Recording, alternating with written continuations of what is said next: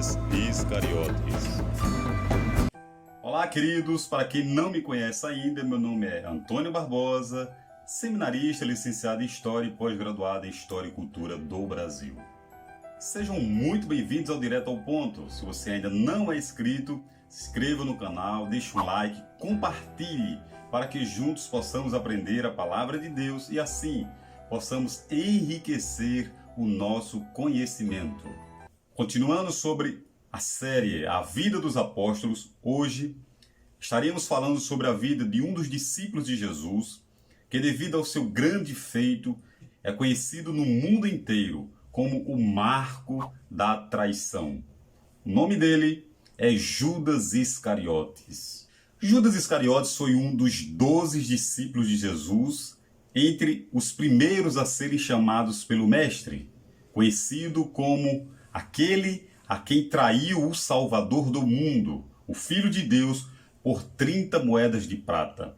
Este momento marcante na vida de Jesus e na vida daquele homem se deu quando Jesus estava no Monte das Oliveiras e Judas chega e lhe dá um beijo. Logo, o beijo de Judas tornou-se algo que vinha a identificá-lo não só naquele momento, mas em toda a história desde o nascimento de Jesus até os dias atuais.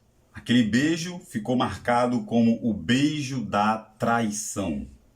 Conforme a geografia bíblica, Judas nasceu em uma região conhecida por Queriote, na região da Judéia. Segundo o Novo Testamento, Judas foi o único que não nasceu na Galileia, sendo ele filho de um homem por nome Simão. Conforme o Novo Testamento nos registra e nos revela, Judas foi um dos primeiros discípulos a estar acompanhando o Salvador Jesus. Devido a Judas ser um dos mais instruídos entre os 12 discípulos, foi atribuído a ele a administração do dinheiro e, por isso, ele foi o tesoureiro do grupo. Judas é identificado no Novo Testamento como aquele discípulo que identificou Jesus com um beijo no rosto para os soldados romanos no Monte das Oliveiras, acusando assim a pessoa de Jesus de rei dos judeus e aquele que incitava o povo a revolucionar-se contra o Império Romano. Vale salientar e frisar a respeito também do nome e a origem do nome Judas Iscariotes. O nome Judas tem origem hebraica. Tem origem na palavra Yehudá, que significa louvor a Deus ou exaltação a Deus. Já o sobrenome Iscariotes tem a ver com um termo pejorativo no seu próprio nome.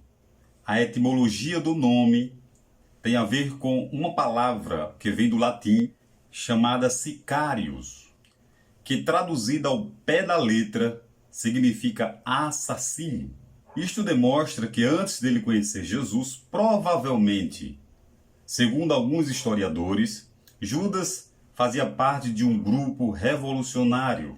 Sendo assim, após um encontro com o Salvador, Judas demonstra uma suposta transformação que mais na frente o mundo conheceria a sua real intenção, que era provocar um desequilíbrio no Mestre, o incitando contra o Império Romano, onde na verdade ele não atingiu seus objetivos finais e aí o leva a um trágico final. Segundo os evangelhos, a história de Judas é registrada com alguns fatos marcantes. Um deles está lá no livro de João, capítulo 12, do versículo 4 ao 6. Em um dado momento, Jesus está na casa de Lázaro, aquele a que ele havia ressuscitado, e uma senhora por nome Maria quebra um alabastro, um perfume muito caro e derrama aos pés de Jesus.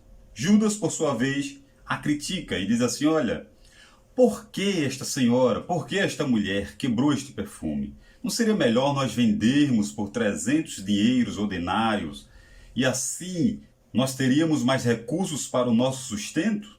Jesus, por sua vez, o repreende e diz assim: olha, cheguei nesta casa e ninguém me recebeu como esta mulher me recebeu. Já no livro de Marcos, capítulo 14, versículo 10 e 11, mostra Judas negociando a cabeça de Jesus com o sumo sacerdote. Assim, os dois fecharam um acordo para que aquele homem viesse a trair o seu mestre.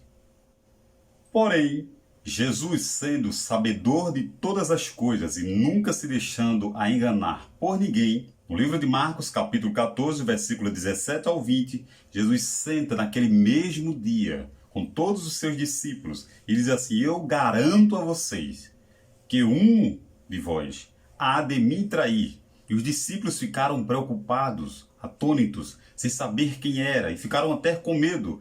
E Jesus, percebendo aquela preocupação, a Bíblia diz que Jesus diz: olha, aquele que mete a mão comigo no prato, esse há de me trair. Logo, Jesus já sabia que Judas o trairia.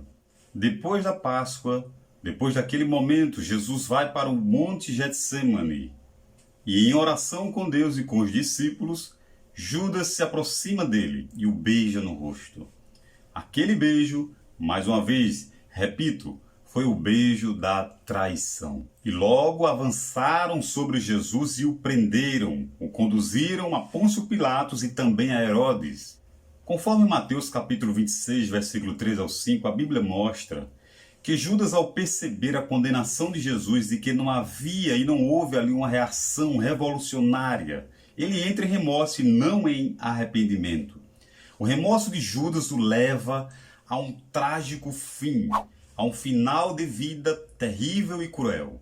No momento do remorso, movido por dor e decepção, Judas pega as 30 moedas de prata e direciona-se ao sumo sacerdote, ao chefe dos sacerdotes, com a intenção de devolver aquele dinheiro. E a informação que ele trazia era: pequei entregando um homem, um sangue inocente será derramado por minha culpa. Queridos, a respeito da morte de Judas, há uma certa dúvida ainda entre os irmãos.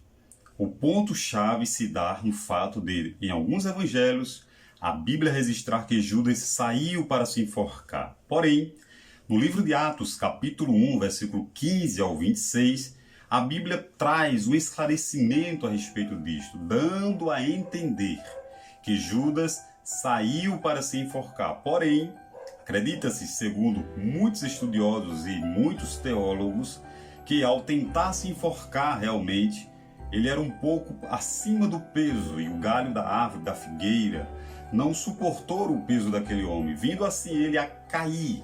E a Bíblia diz no livro de Atos, capítulo 1, que as suas entranhas se espalharam naquele campo. Ou seja, dá a entender que ele saiu para se enforcar, se enforcou literalmente, porém a morte brutal e a morte trágica de Judas se deu sim, complementando-se numa queda, não deixando assim de ser um suicídio.